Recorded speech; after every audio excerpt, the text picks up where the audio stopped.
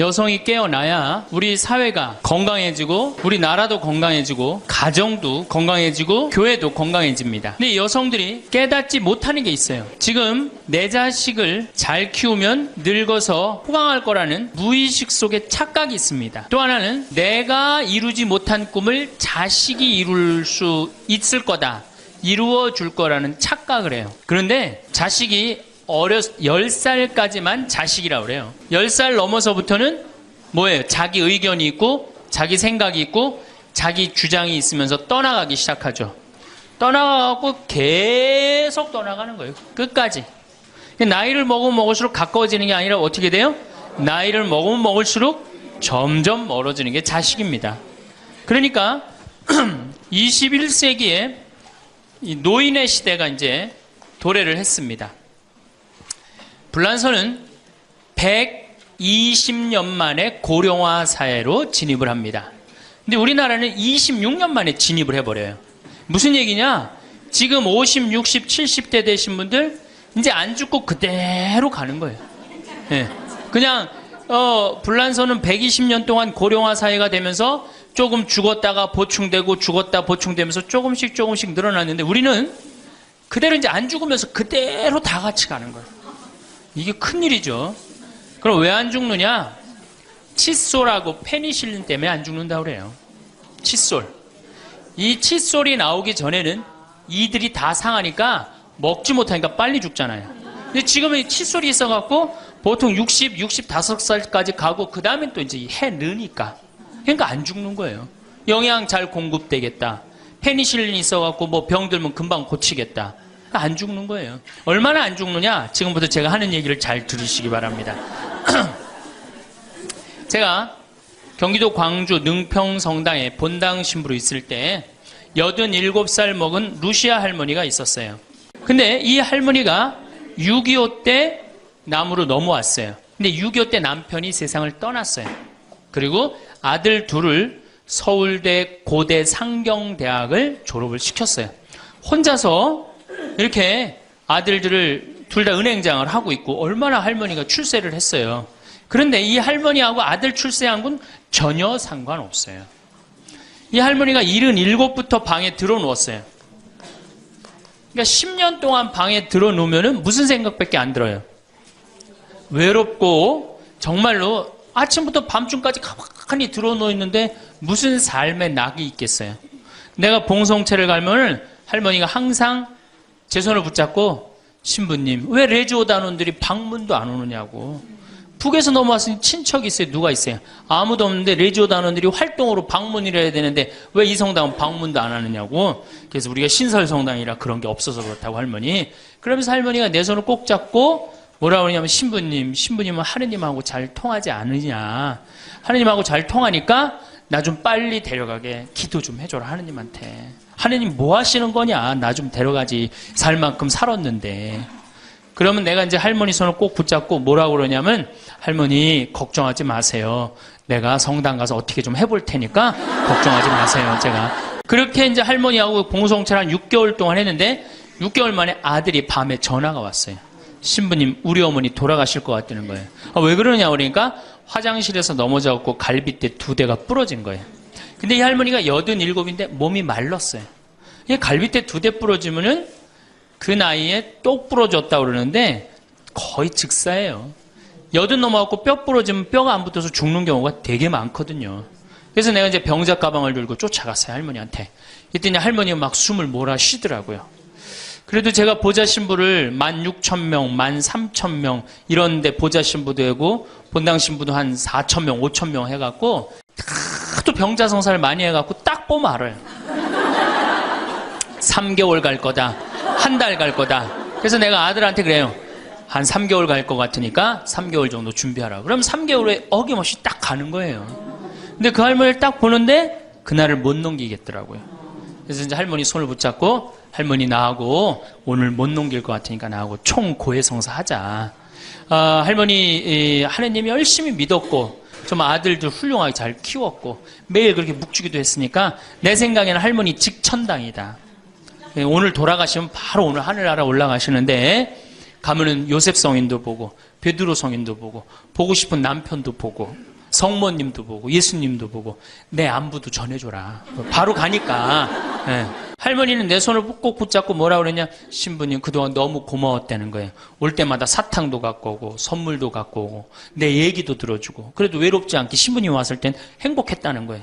그래서 이제 내가 할머니 손을 잡고 할머니 장례미사 내가 잘해줄 테니까 강론도 잘하고 걱정하지 말아라. 야, 하여튼 직천당 가서 이제 안부도 전해주고 내가 강론 잘해줄 테니까 걱정하지 말고 잘 가셔라. 할머니는 그동안 너무너무 고마웠다. 그러면서 이제 서로 손을 꼭 잡고 죽기로 이제 합의를 이제 봤어요, 이제.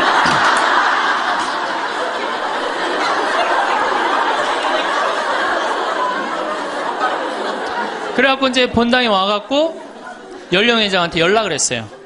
우리 그 루시 할머니 돌아가실 것 같으니까 빨리 가서 임종경 해라. 그 사무장한테는 내가 이제 내일 아무래도 장례가 나을 것 같으니까 장례 준비를 해라. 이제 그리고 이제 기다리는데 일주일이 돼도 연락이 없고 2주일이 돼도 연락이 없는 거야. 한 달 만에 다시 봉성체 신청이 들어왔어요. 그래서 내가 가갖고 할머니한테 그랬어. 할머니 어떻게 된 거냐. 우리 살아서 안 보기로 하지 않았느냐. 근데 왜 살아있느냐. 그랬더니 할머니가 우리 아들들이 어머니 돌아가시면 안 된다고 삼성의료원에 데려다가 그걸 붙여갖고 온 거예요. 요즘 죽고 싶어도 못 죽어요. 요즘 죽고 싶어도 죽을만 하면 살려갖고 오고 죽을만 하면 살려갖고 오고 정말 그래. 의술이 좋아갖고 죽고 싶어도 못 죽어요. 그래서 그때 할머니가 이제 방에 누워갖고 그전에는 화장실이라도 다녔는데 이제는 이거 부러졌으니까 2년 동안 화장 못 가고 오줌똥을 며느리가 받아냈어요. 그 며느리도 참 착한 며느리죠. 90살이 됐어요. 이런 부활 때 돼갖고 내가 이제 봉송체를 나갔는데 할머니가 일어나서 나온 거예요. 날 마중을 나왔어요. 그리고 하시는 말씀이 신부님 이제 좀 일어나 다닐만 하다는 거예요. 이게 지금 가두션찬을 판국인데 일어나 다닐만 하다. 92살이 됐는데 이 할머니가 내가 성당을 줬는데 성당 어떻게 줬는지 구경하고 싶다고 이게 이불을 뒤집어 쓰고 성탄 전야미사에 나왔어요. 이제는 안 죽어요. 여러분들 정말로 내가 보통 이게 30년을 한 세대로 봅니다. 그렇죠? 그 60까지 결혼 30에서 60까지 정말 오래 사는 거예요. 근데 요즘은 이제 90까지 한 남자하고 60년을 살아요. 살만해요?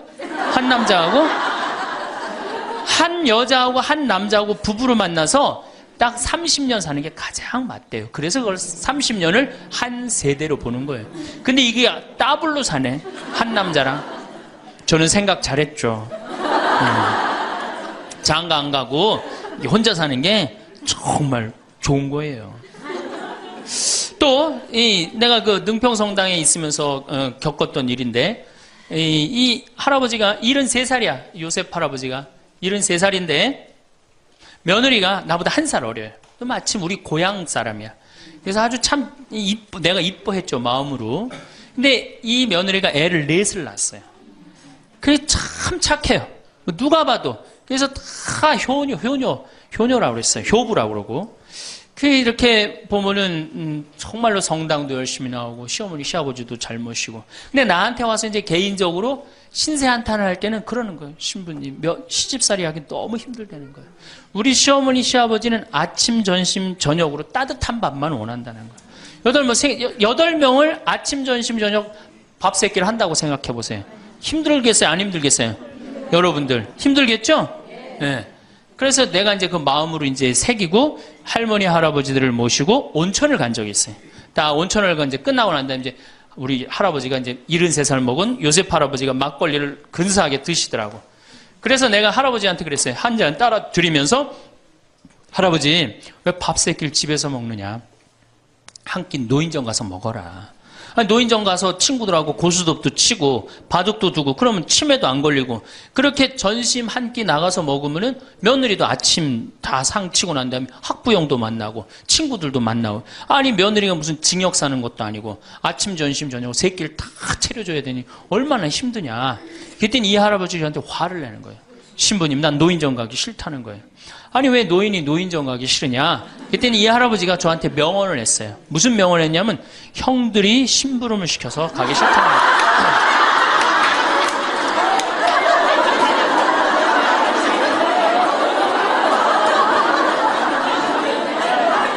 아니, 무슨 73세 형들이 심부름을 시키냐? 그랬더니, 아, 신부님, 모르는 소리 하지 마세요.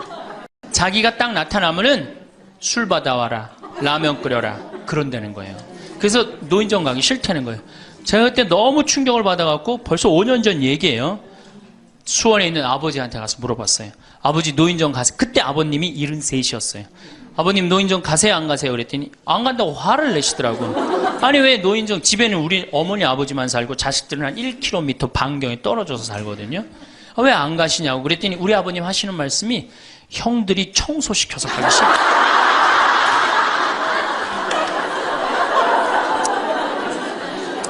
제가 알아보니까 75살 이하를 청노인이라고 그래요. 청년 노인이라는 거예요. 청년 노인. 이제 안 죽어요. 제가 여기 3년 전에 수원 고등동 성당에 95살 먹은 할머니가 오셔갖고 래프팅 하고 가셨어요. 배 타는 거 있죠? 그래서 내가 그때 그랬어. 할머니 참 죽기 전에 이렇게 래프팅도 하고 가니까 너무 좋다고 그랬더니 그 할머니가 나도 원이 없다고 이렇게 이 나이에 래프팅, 배 타고 강에 래프팅을 했다고. 작년에 97인데 또 와서 또 하고 갔어요. 그러니까 여러분들 100살 산다는 거 지금 막연한 얘기가 아니에요. 여러분들 100살 산다는 게 확실하게 여러분들은 앞으로 남은 인생이 50년 남아있어요. 이렇게 오래 살 줄 모르고 지금부터 이제 중요한 얘기예요. 지금부터 잘 들어요. 지금부터 이렇게 오래 살 줄 모르고 있는 돈 없는 돈 자식한테 다 물려줬어. 얼마를 물려주느냐. 이게 이제 큰일이에요. 자식 대학 하나 졸업시키는데 2억 5천 들어갑니다. 둘 졸업시키면 5억이에요. 부부가 은퇴해서 죽을 때까지 우리가 지금 필요한 현금이 5억이에요. 자식 둘 대학만 안 보내면 뭐예요? 딱 노후대책연금 딱 확보하는 거예요. 그런데 우리가 지금 자식들 정말로 보낼 애들을 대학에 보내느냐. 지금 여러분들 20대 실업자가 100만 명이 넘어요. 걔네들 다 대학 나온 애들이에요. 독일은요, 얘가 똑똑하고 안 똑똑하고 중학교 때 갈라버려요. 그래서 대학 나오는 사람 별로 없어요. 그리고 중학교 때 머리 나쁜 놈은 어떻게 해? 아니, 기술 배워갖고, 기술을 배워갖고 월급 별 차이 없어요. 근데 우리는 돌머리든 돌머리가 아니든 다 대학을 가잖아요. 그러니 이름으로 대학은 나왔고 기름칠하는 일을 하기 싫고 그냥 취직을 안 하는 거죠. 이걸 한량이라고 그럽니다. 한량. 그러니까 공장에는 일할 사람이 없고 실업자는 흘러넘치고 그래서 공장에 일할 사람을 채우기 위해서 캄보디아, 베트남에서 사람들이 오고 이게 우리나라가 망조로 가는 길 아닙니까? 여러분들 대학 공부할 애들이 사실은 몇 명이나 돼요. 그러니까 내가 깡통이야. 깡통인지 안 깡통인지 여기 지금 젊은 엄마들 꽤 왔는데 딱 보면 알아요, 몰라요? 알죠? 내가 정말로 1등을 하는 애인지 꼴등을 하는 애인지 금방 드러나잖아요. 여러분들이 포기를 못해서 그렇지. 이 깡통한테 있는 돈 없는 돈 다 쏟아붓어. 그래갖고 이 깡통이 천재가 되면 모르는데 겨우 원사만 넣으면 되는 대학을 나왔단 말이야. 그래갖고 취직을 못해. 그래갖고 놀고 있어. 근데 중요한 건 내 주머니가 이 깡통한테 쏟아 넣느냐고 내 주머니가 뭐가 됐어? 깡통이 됐어. 이 집 뭐 하는 집안이에요? 깡통 차는 집안 되는 거예요. 생각 잘 하셔야 됩니다. 태양은 두 번 아름다워요.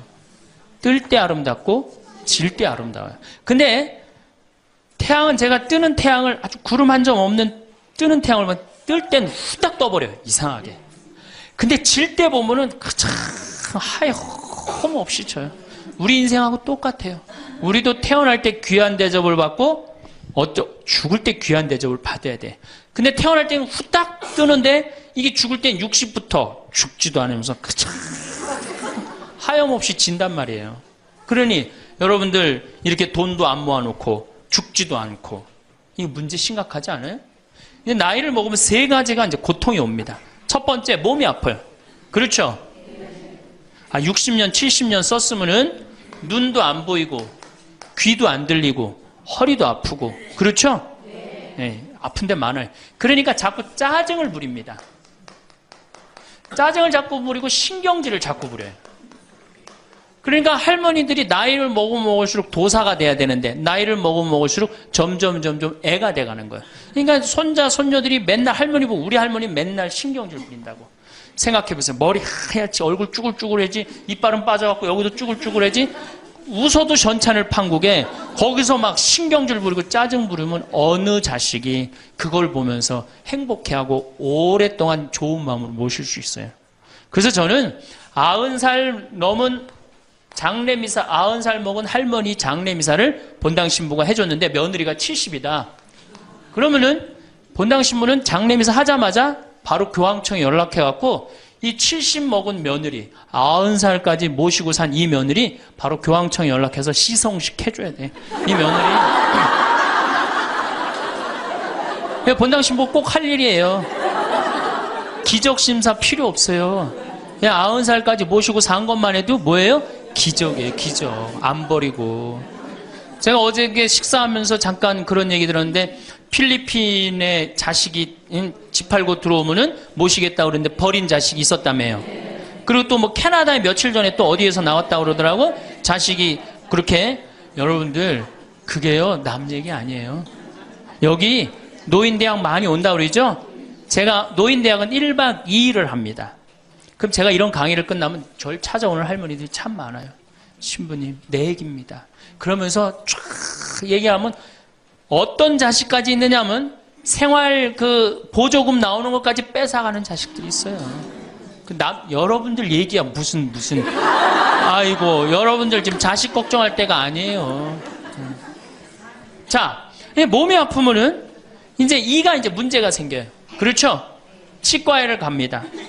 치과에를 갔더니 의사 선생님이 하시는 말씀이 할머니 틀니로 하려면 300만 원, 걸으려면 500만 원, 임플란트로 하려면 3천만 원입니다. 이 돈 있어요, 없어요? 없습니다. 그러니까 추석 전에 아들한테 전화를 합니다. 한 달 전에 얘야 내가 요새 이가 아파갖고 소화도 안 되고 골도 아프고 잠도 안 온다. 그럼 아들놈이 딱 알아들어야 돼요. 우리 어머니 이가 없어서 나한테 이해해달라나 보다. 이렇게 알아들어야 되는데 지금 40대, 50대, 30대 된 자식들 중에 자기 어머니, 늙은 노모, 노부, 어금니 몇 개 빠진 거 아는 사람 얼마나 있어요? 없어요. 열어보지 않는 한 얼마나 알아요? 여러분들 지금 우리 엄마, 아버지 어금니 정확하게 몇 개 빠진 거 아는 분들 몇 분이나 계세요? 없어요. 얼마 전에 한 분이 손 들고 나는 안다고 그러더라고. 어떻게 아냐 그러니까 몽창 빠져갖고 하나도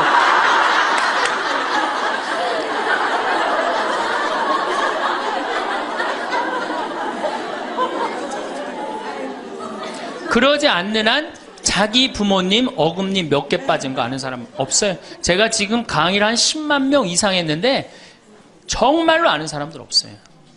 그러니까 이 아들놈이 한다는 소리가 어머니 소금으로 양치하세요. 헬 이빨이 있어야지 소금으로 해든지 말든지 했지. 이 속으로 끓는 거죠. 2주 전에 또 전화를 합니다. 얘야 내가 요새 이가 더 아파갖고 소화도 안 되고 잠도 안 오고 골도 더 아프다. 어머니 왜 이렇게 내 말을 안 듣느냐고 소금으로 해라니까. 그리고 이제 아들이 추석날 와갖고 용돈을 주고 왔는데 딱 10만 원을 주고 갔다. 그러면은 이때부터 미치는 거예요. 이때부터 속이 끓기 시작하는 거예요. 젊었을 때는 자식 키우는 재미로 보는 재미로 그렇게 했는데 지금은 이제 내 몸 하나도 이제 건사하기 힘들고 죽지도 않으니까 막 속이 막 미치는 거예요. 어디 가서 얘기하고 싶은데 창피해요, 안 창피해요? 창피합니다.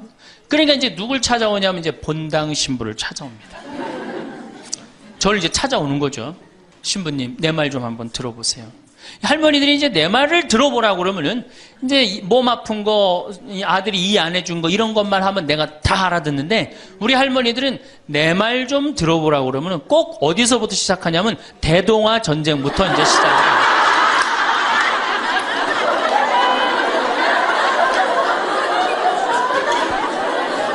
이래야지 이제 속이 풀리는 거예요.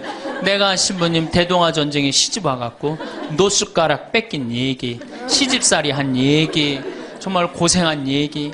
그래서 신부님 이제 해방이 됐어요. 해방이 돼갖고 좀 살만한가 했더니 글쎄 6.25가 터지지 않았어. 6.25 아직 이빨 얘기 나오려면 멀었어요. 이제 6.25 일사후퇴 얘기. 그리고 이제 53년부터 참 우리 지금 70대 80대 된 할머니 할아버지들한테 잘해야 돼요. 53년부터 62년까지 똥구멍이 찢어지게 가난하게 고생한 얘기 합니다. 전 정말 몰랐어요. 똥구멍이 찢어지게 가난하다는 얘기를 참 많이 들었는데, 그래서 할머니한테 한번 물어봤어요. 할머니, 똥구멍이 찢어진 게 뭐예요? 신부님, 말도 마십시오. 6.25 전쟁 때 여러분 2차 세계대전에 쏟아놓은 폭탄을, 그거 남은 폭탄 다 우리나라에 다 쏟아붓었어요. 그러니 전쟁 끝나고 뭐가 있어요? 전부 다 폐허가 돼갖고 아무것도 없죠. 가을에 우리나라가 한 85% 이상이 소작농이에요. 겨우 자기 해 먹을 거 그것밖에 안 됐어요. 전쟁 끝나고 9월에 이제 추수를 합니다. 9월에 추수를 하면 먹을 게 언제 떨어져요? 2월에 떨어져요. 그 보리는 언제 펴요? 5월에. 여러분도 오시면서 보리밭 보셨어요. 보리밭 이렇게 있는 거. 5월에 이제 보리가 피면은 2, 3, 4, 5월을 견뎌야 되는데 먹을 게 있어요? 없죠. 그러니까 산에 풀뿌리 캐서 먹고 나물 캐서 먹고, 그것도 모자라면 이제 뭐를 캐서 먹느냐면, 뭐를 먹느냐면 소나무 껍질 안에 하얀 속살, 그거를 이제 벗긴다고 그래요. 그걸 벗겨갖고 말린다고 그래요. 말려갖고 그걸 간대요. 할머니들 옛날 할머니들 생각나시죠? 그걸 갈아갖고 국에 넣어서 먹으면 국이 빨간데 국을 먹으면 배가 부르대. 또 거기다 밥을 해서 먹어도 배가 그렇게 부르대. 옛날엔 배가 고파 죽겠는데 배 부르면 최고 아니에요. 배는 이제 먹었는데 이제 배는 부르는데, 문제는 이게 섬유질이 엄청나게 강한 거예요. 이게 야채나 뭐 채소나 과일의 섬유질하고 틀리대요. 그래갖고 이제 이게 들어가면 소화가 안 되고 딱딱하게 굳는 거예요. 수분이 빠지고. 대장에 가면 이제 딱딱한 돌덩어리로 굳는 거예요. 그 딱딱한 돌덩어리로 굳은 걸 빼내려고 그러니 똥구멍이 찢어지는 거냐. 신부님, 똥구멍이 찢어지게 가난하게 고생한 얘기. 그리고 이제 내가 자식들을 이제 내 자식만은 고생을 시키지 않으려고 정말 내가 먹고 싶은 거, 쓰고 싶은 거, 다니고 싶은 거 안 하고 논 팔고 소 팔고 정말로 고생해서 내 자식을 키워놨는데, 내가 늙어서 이해해달라고 그러는데, 아니 이 10만 원을 갖다 줬습니다. 신부님 억울해서 못 살겠다, 분해서 못 살겠다, 그 얘기를 해요. 이 얘기가 사실 남 얘기가 아니에요. 제 얘기예요, 제 얘기. 제가 아버님 70살 때 종합검진을 해드렸어요. 종합검진을 이렇게 해드렸는데 깜짝 놀랐어요. 결과를 보고 어금니가 하나도 없으신 거예요. 어금니가 하나도 없어. 그래서 아버지, 제가 맨날 이렇게 갈비집에 가서 갈비 사드릴 때 뭘로 드셨느냐고 그랬더니 아들 신부가 사주는 거라 앞니로 그냥 대충 씹어갖고 삼켰다는 거예요. 정말 기가 막히죠. 내가 전국에 다니면서 강의를 이렇게 했는데 내 아버지 입 빠진 건 모르고 참 창피하더라고요. 그래서 마침 내가 이제 치과 의사 하나를 세례를 줬어요. 그래서 불렀어요. 내가 너 세례를 줬는데 내가 네 세례를 주면 내가 네 영적인 아버지다. 근데 우리 육적인 아버지가 이가 하나도 없다. 돈은 내가 요것밖에 없으니까 네가 아버지다 생각하고 완벽하게 해놔라. 뭐 가장 정성을 들여서 해놔라. 내가 뭐 그 병원도 축성도 해주고 다 해줬으니까. 그래갖고 정말 아버지 하듯이, 아버지라고 그래라 그냥. 그래, 아버지 하듯이 거의 1년 동안 매주일 공사를 한 거죠. 그래갖고 완벽하게 해드렸어요. 그 다음부터 이제 갈비집에 가도 이제 심지까지 뜯어 드시고, 그 다음부터 이제 지리산 꼭대기까지 뛰어 올라갔다 뛰어내렸다. 두 번째, 친구가 없어요. 이거 아주 중요한 겁니다. 몸 아픈 거. 우리나라가 OECD 국가 중에 노인 자살률이 1위입니다. 누구보다 높아요? 일본보다 2배가 높아요. 일본은 고독사 하기로 유명한 나라예요. 늙어서 혼자 죽기로 유명한 나라예요. 근데 우리나라는 그 나라보다 자살률이 2배가 높아요. 왜? 경제적인 이유 때문에. 왜? 여러분들 여기 이제 할머니 할아버지도 몇 분 계신데, 자, 내가 돈에 주머니가 없어. 그럼 바깥에 나가고 싶어, 안 나가고 싶어요? 당연히 안 나가고 싶어요. 아, 내가 저 모임에 나가갖고 뭘 한번 얻어먹었어. 그 다음에 내가 그 친구한테 사줘야 되는 내가 돈이 없어. 그 다음 만나게 돼요? 안 만나게 돼요? 나이 먹어갖고 돈이 없으면 자신이 없어져요. 자신이 없어져요. 그러니까 여러분들 자식 초등학생이 학원비가 50만 원, 지금 중학생이 70만 원, 고등학생이 90만 원이에요. 그러면은 내가 이 90만 원 중에 20만 원만 떼어서 어머니 용돈 줘봐. 우리 어머니 신나서 살걸? 근데 내 자식 학원비 90만 원 안 갖고 오는데 부모 30만 원 용돈? 여러분들 지금 자식들이 부모한테 용돈 얼마 주는 줄 아세요? 1년에 100만 원 줘요. 그 나누면 8만 원이야, 8만 원. 그걸 받으려고 있는 돈 없는 돈 대동아 전쟁부터 고생해가면서 그렇게 키워요? 이제는 부모 자식지간의 효의 개념은 끝났어요. 효는 끝났다고 그래요. 많은 사회학자들이 효는 끝났다. 사랑만 남아있다는 거예요. 이 얘기도 이제 제가 곧 할 거예요. 자, 친구가 없으니까 속이 좁아져요. 그렇게 했어요? 안 그렇게 했어요? 아니, 친구들이 있으면 얘기도 좀 하고 속도 풀고 그러면 속이 좀 이렇게 맺혔던 것도 풀잖아요. 집안에서 이제 친구가 없으니까 가만히 방 안에서 이제 뒷방 벽에 이제 어느 학자가 우리나라 노인을 뭐라 그래? 쥐처럼 깜깜한 방에서 웅크리고 앉아있다고 그래요. 우리 할머니들이 내가 봉송체 가면 하고 있는 일이 깜깜한 방에서 진짜 웅크리고 앉아있어요. 쥐처럼. 그러니까 할 일이 뭐가 있어? 벽에다가 인생 복귀하는 거죠. 대동아 전쟁 생각하고 한숨 한 번 쉬고 6.25 생각하고 한숨 한 번 쉬고 이빨 안 해준 거 생각하고 한숨 한 번 쉬고 여름에 냉면을 먹고 싶어. 그러면은 큰아들이 사줄래나 둘째 아들이 사줄래나 막내 아들이 사줄래나 기다리는데 한 놈도 안 사줘. 그러면 언제 그걸 갖고 있다가 터트려요? 추석 때 터트립니다. 내가 옆집 할망구는 그 자식들이 와서 갈비도 사주고 냉면도 사줬다는데 나는 자식이 6, 7인데 나한테 냉면 사주는 자식 하나도 없다고. 냉면이 얼마나 해요? 5,000원, 10,000원이면 하죠? 그럼 자기 돈으로 사 먹으면 되는데 우리 할머니, 할아버지들은 자기가 자기를 위해서 돈 쓰는 걸 할 줄 알아요? 몰라요? 몰라요. 정말 이거 큰 문제예요. 냉면 먹고 싶으면 자기 가서 사 먹으면 될 거 아니야. 그런데 그걸 기다리고 앉아있어요. 그러니까 한을 쌓는 거지. 5,000원을 가지고. 큰아들이 사줄래나 둘째 아들은 사 먹으면 되는 걸. 그럼 행복한데. 그래갖고 이제 냉면 못 얻어먹은 거. 아들이 이제 퇴근해갖고 들어옵니다. 아들이 퇴근해갖고 들어오면요. 참 문제는 뭐냐면은 아들이 들어오면은 어떻게 하면 돼?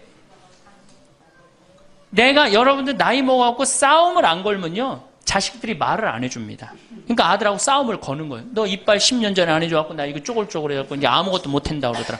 아들이 듣다 어머니 그만하세요. 한 번만 하면 100번째예요. 그럼 이게 안 먹히나 보다 그래요. 방에 들어왔고 또 이제 벽에다 복귀한 것 중에 그래 냉면 못 얻어먹은 거 들고 쫓아나라. 옆집 할망구 냉면도 얻어먹었다는 난 냉면도 못 얻어먹었다. 그럼 아들이 한마디 합니다. 어머니 그러려면 나가 죽어라. 몸 아프죠? 친구 없죠? 뭐만 남으냐면 자존심만 남습니다. 근데 그 자존심에 나가 죽어라? 그럼 미치는 거예요. 어디 가서 자식이 나가 죽으라 그러는데 얘기할 때가 있어요, 없어요?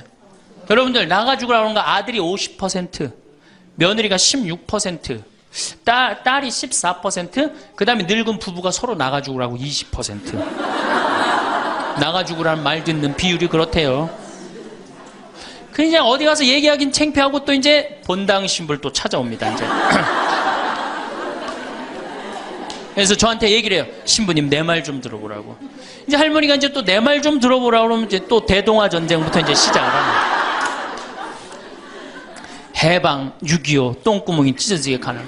내가 이렇게 키웠는데 나부로 나가 죽으라고 그런다고. 이제 늙었으니까 필요 없다고 나부로 나가 죽으라고 그런다고. 여러분들 그런 소리 이제 듣습니다. 왜 죽지도 않고 이렇게 오래 사느냐고 분명히 자식들한테 그런 소리 들어요. 100살까지 산다고 생각해봐요. 그것도 자식한테 얹혀서 100살 산다고 생각해보세요. 이제는 자식하고 늙어서 같이 산다는 생각은 꿈도 꾸면 안 돼요. 늙어서 이제 나 어떻게 살아야 돼? 나 혼자 자식한테 폐 안 끼치고 오래 사는 게 누구하고 좋은 관계 유지하는 거야? 자식하고 좋은 관계 유지하는 거예요. 어쨌든 나가 죽으라고 하니까 이제 미치는 거죠. 그래갖고 이제 다 듣고 이제 할머니가 나한테 그래. 신부님 나 꽃동네 좀 바래다 줄라. 난 자존심 상해서 저 집에서 도저히 못 살겠다. 그럼 내가 할머니한테 그래요. 할머니 꽃동네 아무나 가는 게 아니에요. 안 돼요. 그저 새벽에 그 꽃동네 앞에 내려다만 주면 그다음부터 내가 다 알아서 할 테니까 신부님은 꽃동네 앞에까지만 바래다 달. 내가 이제 다 듣다가 할머니한테 그래요. 할머니 그 자식 키웠을 때 속상한 적 있었어요? 없었어요? 속상한 적 많았죠. 7살, 10살 미운 오리 새끼 그때 말 안 들을 때 할머니 그 아들한테 속상하면 뭐라고 그러셨어요? 그렇지, 나가 죽어라 그랬죠. 네. 할머니 그냥 나가 죽으라고만 그랬어요? 아니요, 나가 되져라. 그러면 7살, 10살 먹은 자식이 자존심이 안 상했겠느냐? 자존심이 상했지만 그 아이는 참고 살았다. 너무 엄마가 천하의 엄마가 나가 죽으라 했지만 나갈 때가 있어야지 걔가 나갈 거 아니야. 자존심이 상했지만 참고 살았다. 이제 누구 차례다? 할머니가 참고 살 차례다. 아들도 나가 죽으라 했을 때 참고 살았다면 이제는 할머니가 나가 죽으라 할 때 참고 살 차례다. 지금 나가면 누가 할머니를 걷어줄 거냐? 오로지 부모라는 이유 하나로 한 집에 살아주는 것만 해도 고맙게 생각하고 할머니가 할머니의 노년을, 할머니의 남은 생애를 준비하지 못한 할머니 잘못이다. 누구 탓할 거 아무것도 없다. 그럼 무슨 생각을 하는지 가서 참고 살아요. 참고 살아야지 어떻게 할 거야. 이제 안 죽으면서 진짜 문제가 발생합니다. 여기 뒤에 계신 분들 잘 들으세요. 우리나라는 안사람, 바깥사람 제도가 있어요. 그렇죠? 그래갖고 안사람은 안에서 애 놓다 죽었어요. 그렇죠? 애 키우다. 우리나라 지금도 변함없습니다. 안사람은 안에서 애 키우냐고 정신이 없어. 남편 신경 안 씁니다. 바깥사람 바깥에서 돈 벌다 죽었어요. 옛날에는 부부 갈등이 없었어요. 왜? 만날 일이 있어야지. 안사람 안에서 애 놓다 죽고 바깥사람 바깥에 돈 벌다 죽었으니까 만나야지 갈등이 생길 거 아니야. 서양은 20대만 나왔고 안 맞으면 30대 바꾸고 30대만 나왔고 안 맞으면 40대 바꾸고 40대만 나왔고 안 맞으면 50대 바꾼 부부가 애인같이 살아요. 근데 우리는 한 번도 맞춰본 적이 없어. 위해준 적도 없고. 제가 재작년에 그 스톡홀름을 여행을 갔었는데 비행기 시간이 오래 좀 하루를 거의 기다렸어야 돼요. 그래서 이제 저녁 비행기를 타려고 저녁 한 5시쯤에 라운지에서 이제 음식을 시켜서 먹고 있는데 내 앞에 60쯤 된 초로의 할아버지하고 초로의 할머니가 서로 끌어안고 뽀뽀를 하는데요. 이 남자가 이마야 눈에다 뽀뽀 한번 하고 I love you 하니 하고 입에다 뽀뽀하고 I love you 하니 하고 목에다 뽀뽀 1시간 이렇게 쪽쪽 빨아요. 걔네들은 그렇게 살고 그렇게 살아야만이 살아요. 근데 우리는 안사람은 안에서 애 키우다 죽고 바깥사람은 바깥에서 돈 벌다 죽으니까 서로 사랑을 할 시간이 없어. 근데 상관없었어. 왜? 평균 연령 38세, 46세 때는 아무 문제 없었어요. 그렇죠? 죽으면 끝이니까. 근데 이제 안 죽으면서 문제가 발생을 해요. 직장에서 너는 이제 그만 사회에서 쓸모가 없으니까 집으로 가라. 그래갖고 이 바깥 사람을 고홈 집으로 보낸단 말이야. 그래갖고 이제 안방에 이제 이 바깥 사람이 딱 앉아 있는 거예요. 그래갖고 안방에서 안 사람이 되는 거예요. 집안에 안 사람이 둘이 되는 거예요. 이게 아내가 뭐예요? 태양이라는 뜻이거든요. 집안의 태양을 아내라고 그러잖아요. 이 집안의 태양이 둘이니 이게 사이가 좋아요. 그리고 우리 남자들이 여자한테 하니 I love you 뽀뽀 쫙쫙 했다면서 그렇게 해요. 여러분들 사랑한다는 얘기 들어요, 안 들어요? 이게 우리의 큰 문제예요. 사랑한다는 말도 안 듣고. 이 우리나라 남자들은 부인을 위한 이벤트를 할 줄 몰라요. 그러니까 이게 어떻게 있느냐 하면 가을 젖은 낙엽 땅바닥에 붙어 있듯이 쫙 부인한테 붙어 있으면서 밥 새끼 따박따박 그냥 받아먹고 끝난단 말이야. 설거지를 하기라나 뭘 하기라나. 그러니 미치는 거죠. 그러니까 할머니들이 저한테 진짜 할머니들이 그런 얘기 많이 해요. 정말 30년 40년 동안 밥 해대는 거 지겹다고. 지겹죠. 설거지를 해기래나 뭐 사랑한다고 말을 해기래나 뽀뽀를 해주기래나 그냥 소리나 뻑뻑 지르고 침부림이나 시키고. 근데 이 할아버지가 어떤 할아버지가 갑자기 심장마비로 죽었어요. 그게 얼마나 할머니가 좋아. 심장마비로 죽었으니. 병원에 가니까 의사가 딱 청진길 대더니 할아버지 돌아가셨다고 심장마비로. 이제 간호사한테 다 처리해갖고 냉도실로 모시라고. 영안실로. 그래갖고 이제 영안실로 이렇게 할머니가 이제 이렇게 할아버지 뒤를 따라가는데 이 할아버지가 가다가 깨어난 거예요. 깨어나갖고 이제 할머니가 뒤따라 온단 말이야. 그러니까 나 좀 살아났으니까 얘기 좀 해달라고 막 그러니까 이 할머니가 못 들은 척.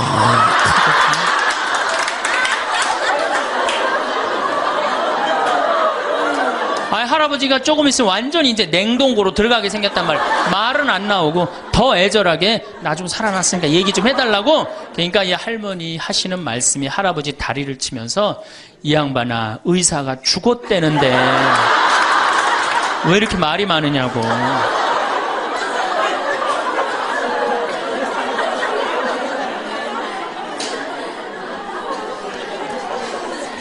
반대로 우리나라 이 여성 아내들이 남편한테 잘하느냐? 여러분들 남편한테 잘하세요? 여러분들 남편이 바깥에 나가면 왕 대접받는 남편이 얼마나 있을 것 같아요? 없습니다. 그럼 층층샷 나가면 섬기는 사람이에요. 굽신거려야 되는 사람이고. 근데 아침에 출근할 때 정말로 내 남편이 전쟁하러 나가는데 정말로 왕 대접하고 내보내는 부인이 얼마나 돼요? 이러지 않으면 다행이지. 머리 막 부시시 해갖고 막 사자 머리를 해갖고 머리 끝에는 밥풀 하나 딱 이렇게 붙여놓고 여보 다녀와. 퇴근을 했는데 아직도 그 부시시한 머리를 가지고 테레비를 보고 앉아있다. 어느 남자가 집에 들어오고 싶겠어요. 여기 평창에 대유라는 룸사롱이 오픈했어. 작년에. 서울 아가씨 항시 30명 대기 이렇게. 그러면 여러분들 남편이 어디 가면은 왕대접 받아요. 그러니까 여러분들이 남편을 룸사롱으로 내모느냐 집안으로 끌어들이냐 누구한테 달려있는 거야? 여러분들한테 달려있어. 그런데 그래서 일주일에 한 번 남편을 위해서 요리를 하라는 거예요. 부인이. 정말로 지혜로운 부인은 요리를 한 번씩 하라는 거예요. 그래서 낙지볶음도 하고 요새 그 텔레비에 보면 이렇게 홍어 이렇게 삭힌 것도 많이 홈쇼핑으로 보내주잖아요. 딱 해갖고 삼합 딱 해갖고 와인 하나 딱 준비하고 이브닝 드레스도 좀 쫙 입고 이런 이벤트가 있어야지 60년을 같이 살지. 무슨 재미로 60년을 살아요. 이건 뭐 김치찌개 한번 해줬단 말이야. 부인이 저녁에 김치찌개 해줬는데 다음날 아침에 출근할 때 보니까 그거 졸여갖고 이제 또 내놨단 말이야. 저녁에 퇴근할 갖고 왔는데 그걸 볶아갖고 또 내놨어.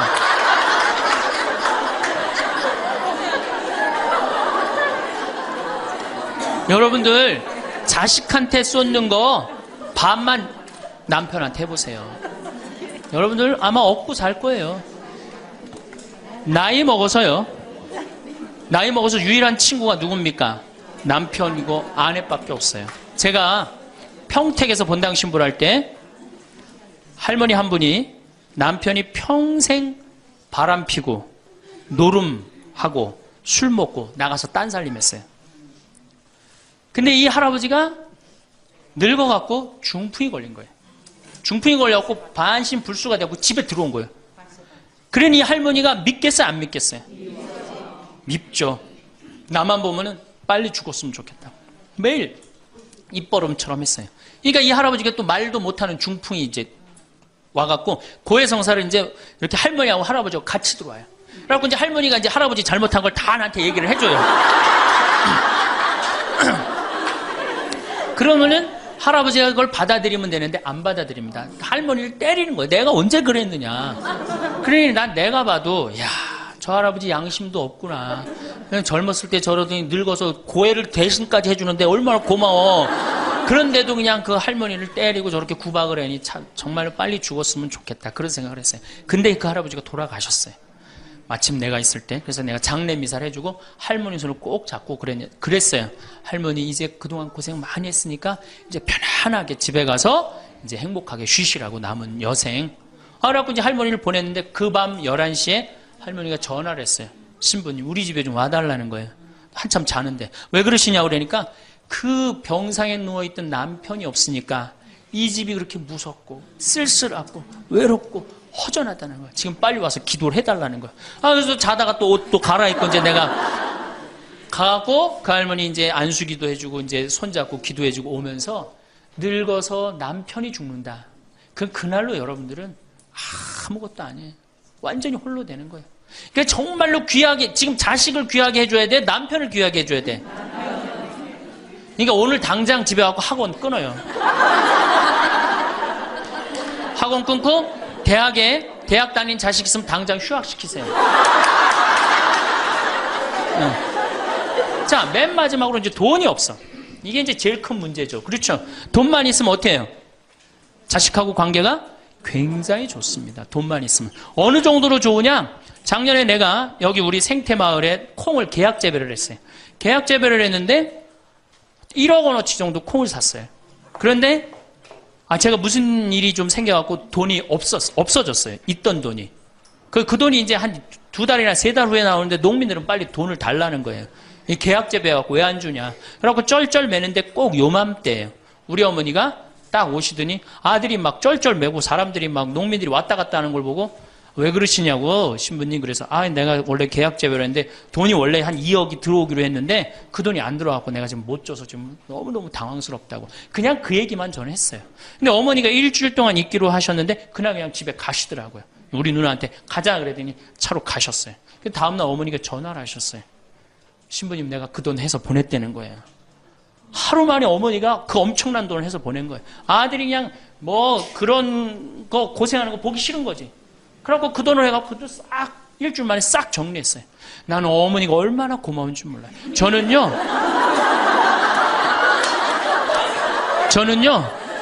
우리 어머니가요 안 죽었으면 좋겠어요.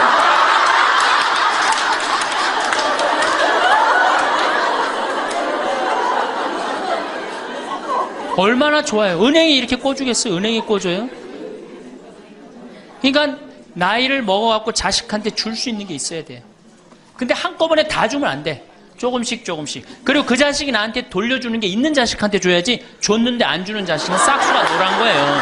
그래서 그 자식한테는 주지 말고 내가 줬는데 나한테 준다. 그럼 그 자식한테 계속 잘해주면. 그래서 저는 어머니하고 자식 지간이 기브 앤드 테이크야. 죽을 때까지 기브 앤드 테이크를 해야지 서로 행복한 거예요. 네. 그래서 우리 자식들은 용돈 많이 드립니다. 어머니 아버지한테. 우리 어머니 아버지 이렇게 한 1년에 받는 용돈을 가만히 들어보니까 한 연봉 한 2천만 원 정도 되더라고요. 2천만 원이면 괜찮잖아요. 그럼 그 돈 당신 위해서 씁니까? 또 누구한테 써요? 자식들한테 다. 그러니까 서로 좋은 거예요. 기브 앤드 테이크. 이제 굉장히 지혜로워야 돼요. 노년을 행복하게 맞아요. 근데 돈이 없어. 그럼 이때부터는 천덕꾸러기 되는 거예요. 내가 프랑스 파리 쌍젤리제 거리를 가보니까 루이비통 꾸찌 있는 거리예요. 그렇죠? 쌍젤리제 거리 가보니까 거기서 저녁에 와인을 마시는 사람들은 할머니 할아버지밖에 없어요. 젊은 사람 꿈도 못 꿉니다. 우리나라 명동에 누구만 득실거려요? 젊은 애들이 득실거리죠? 이거 문제예요. 걔네들이 뭘 했어요? 돈을 벌었어요. 사회를 위해서 일을 했어요. 6.25를 겪었어요. 우리나라 경제 발전을 이뤘어요. 아무것도 한 거 없는 애들이 무의미하게 돈을 쓰는 거예요. 그러니까 사회가 불안정한 거예요. 이태리 로마의 라보나 광장이라고 있어요. 라보나 광장에 가보면요. 거기도 저녁에 할머니, 할아버지 팔짱 다 7, 8분이 팔짱 끼고 숄 딱 거치고 와요. 그리고 와인 마셔. 젊은 애들은 꿈도 못 꿔요. 제가 오스트리아 비엔나에 비올라 공부하는 아이, 너 내가 맛있는 거 사줄게. 제일 좋은 데 가자. 그랬더니 시청 근처가 제일 식당이 좋대. 17명이 밥을 먹는데 15명이 할머니, 할아버지예요. 젊은 애들 어디 있냐 그랬더니 내가 밥 먹고 보여드리겠습니다. 그랬더니 밥 먹고 시청 뒤에 공원에 가니까 젊은 애들이 우유하고 빵하고 그렇게 밥을 때우더라고요. 전심을 다 그렇게 때워요. 젊은 애들 왜 여기 젊은 애들이 식당에서 밥 꿈도 못 꿉니다. 스포츠카 할머니, 할아버지들이 타고 다니지 젊은 애들 못 타고 다닙니다. 근데 우리나라는 명동에 가면 할머니, 할아버지 없는데 어디 가면 할머니, 할아버지 볼 수 있어요? 그렇죠. 탑골공원에 가면 거기서 배식 받아서 밥 먹고 있는 거.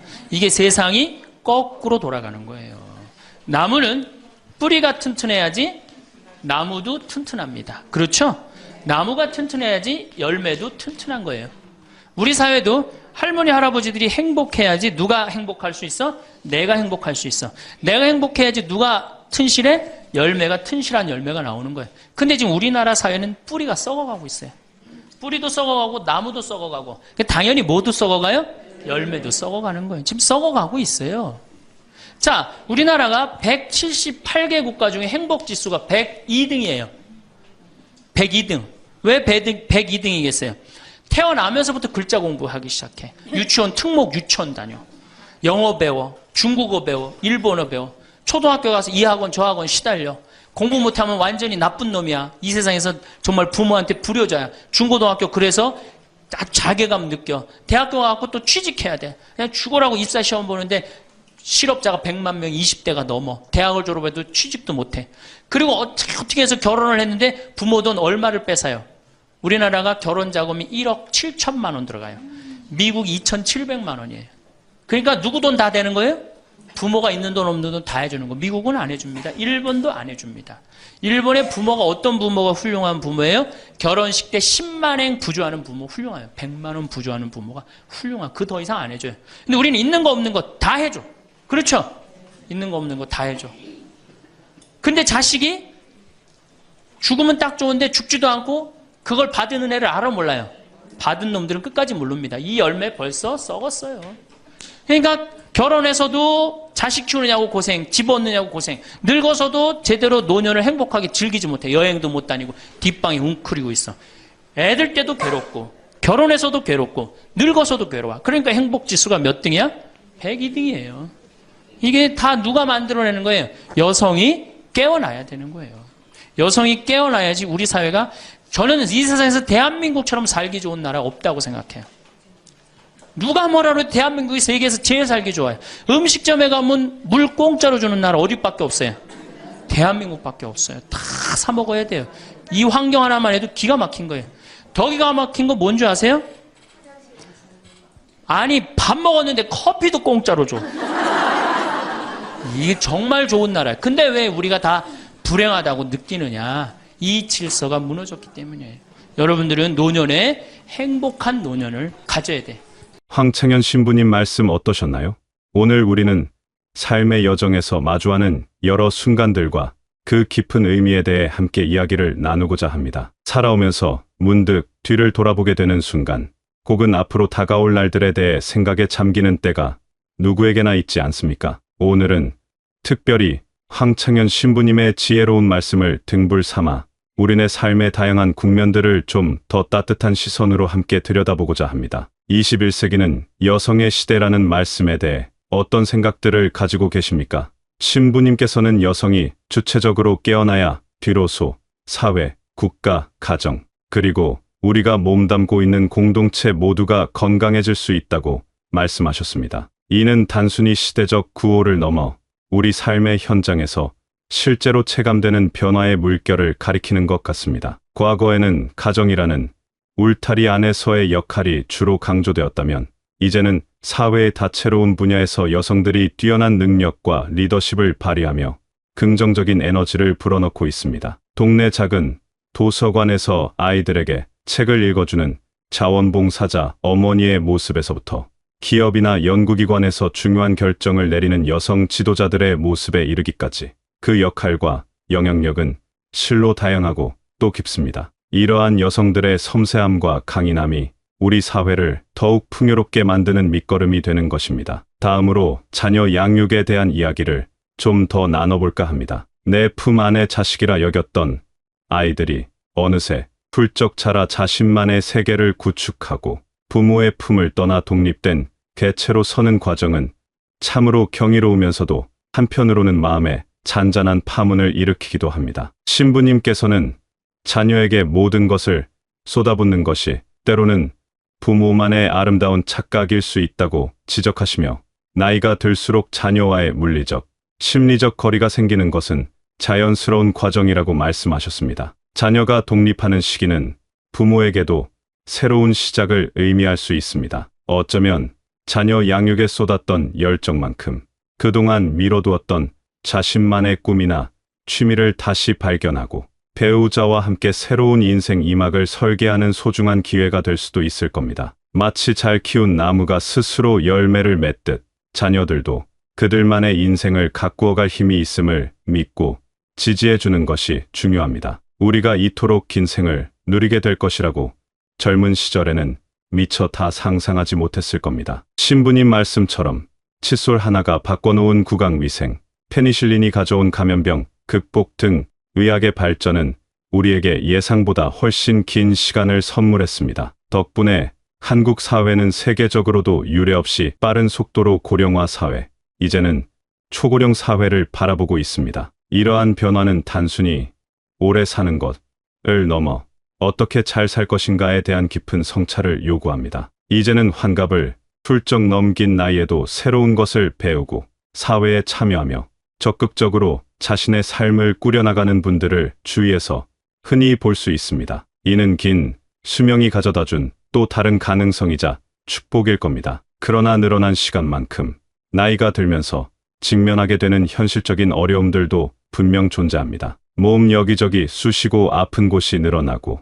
때로는 깊은 외로움이 밀려오기도 하며 예상치 못한 경제적 어려움에 마음 졸일 때도 있을 겁니다. 신부님께서는 노년의 고통으로 이러한 점들을 언급하시면서 특히 자식들에게조차 속 시원히 말 못하고 혼자 끙끙 앓는 어르신들의 안타까운 사연들을 전해주셨습니다. 예를 들어 스마트폰이나 키오스크 같은 새로운 기술에 적응하기 어려워 일상생활에서 소외감을 느끼거나 혹여 자녀들에게 짐이 될까 봐 아픈 것도 숨기시는 부모님들의 마음은 우리 모두를 숙연하게 만듭니다. 이러한 어려움들을 개인의 문제로만 치부할 것이 아니라 서로에게 좀 더 관심을 기울이고 지역사회 안에서 함께 돌보고 지지하는 따뜻한 연결망을 만드는 것이 무엇보다 중요할 것입니다. 정기적인 건강검진을 챙기고 소소하게라도 경제 계획을 세우는 등 스스로를 돌보는 노력 또한 필요합니다. 이처럼 길어진 노년기에 더욱 그 빛을 발하는 관계가 있다면 바로 부부 관계일 것입니다. 수십 년의 세월을 함께 동고동락해 온 배우자야말로 세상 가장 편안하고 든든한 내 편이 아니겠습니까? 신부님께서는 특히 한국 부부들이 서로에게 따뜻한 말 한마디, 애정 어린 눈빛을 보내는데 인색한 경향이 있다고 안타까워하시며 아내는 남편에게 정성 담긴 밥상을, 남편은 아내에게 진심 어린 칭찬과 사랑의 표현을 아끼지 말아야 한다고 조언하셨습니다. 함께 장을 보고 요리하며 소박한 일상을 나누는 것, 젊은 시절 추억이 담긴 곳을 다시 찾아 함께 웃음 짓는 것, 때로는 말없이 서로의 어깨에 기대 앉아 석양을 바라보는 것만으로도 큰 위로와 행복을 느낄 수 있을 겁니다. 서로의 건강 상태를 살피고 혹시라도 한쪽이 먼저 아프거나 떠나게 될 경우를 대비해 진솔한 대화를 나누는 것도 성숙한 사랑의 모습일 것입니다. 경제적인 안정 또한 행복한 노년을 위한 중요한 기반이 됩니다. 황창현 신부님께서는 노년에는 반드시 자신만의 곳간을 채워두어야 자식들 앞에서도 당당하고 누구에게도 아쉬운 소리 하지 않고 살아갈 수 있다고 힘주어 말씀하셨습니다. 자녀에게 모든 재산을 미리 증여하기보다는 스스로의 노후를 책임질 수 있는 부분을 확실히 남겨두고 자녀들에게는 필요할 때 조금씩 도움을 주면서 건강한 기브 앤 테이크 관계를 유지하는 것이 현명하다고 하셨습니다. 이는 단순히 물질적인 풍요를 넘어 노년의 삶에 대한 자기 결정권과 존엄성을 지키는 길이기 때문입니다. 예전처럼 자녀가 부모를 봉양하는 것이 당연시되던 시대가 아니기에 스스로 노후를 계획하고 준비하는 자세가 더욱 중요해졌습니다. 우리 사회가 안고 있는 여러 문제점들, 그리고 유독 낮은 행복지수에 대해서도 신부님께서는 따끔한 일침을 놓으셨습니다. 어르신들은 소외되고 젊은이들은 끝없는 경쟁에 내몰리며 힘겨워하는 현실, 물질만능주의가 만연하여 진정한 가치를 잃어버린 세태를 안타까워하셨습니다. 어쩌면 우리는 눈앞의 성공과 편리함만을 좇느라 정작 삶에서 가장 소중한 것들, 가족과의 사랑, 이웃과의 정, 자연과의 교감, 그리고 내면의 평화를 놓치고 있는 것은 아닌지 진지하게 되돌아보아야 합니다. 각박한 경쟁보다는 서로를 격려하고 물질적인 소유보다는 경험과 관계의 가치를 중시하는 사회 분위기를 만들어 나가는데 우리 모두의 노력이 필요합니다. 결론적으로 신부님께서 거듭 강조하신 것처럼 여성이 주체적으로 자신의 삶을 가꾸고 목소리를 낼 때, 그리고 그 지혜와 따뜻함이 가정과 사회로 퍼져나갈 때 우리 사회 전체가 더욱 건강해지고 모든 세대가 함께 행복한 미래를 꿈꿀 수 있다는 말씀에 깊이 공감합니다. 이는 여성에게만 특별한 책임을 지우는 것이 아니라 우리 사회 구성원 모두가 서로를 존중하고 연대하며 각자의 자리에서 긍정적인 변화를 만들어가야 한다는 격려의 메시지일 것입니다. 오늘 나눈 이야기들이 여러분의 마음에 잔잔한 울림을 주고 앞으로의 삶을 더욱 풍요롭게 가꾸어 가는데 작은 밑거름이 되기를 진심으로 바랍니다. 함께 고민하고 이야기 나눌 수 있어 감사한 시간이었습니다.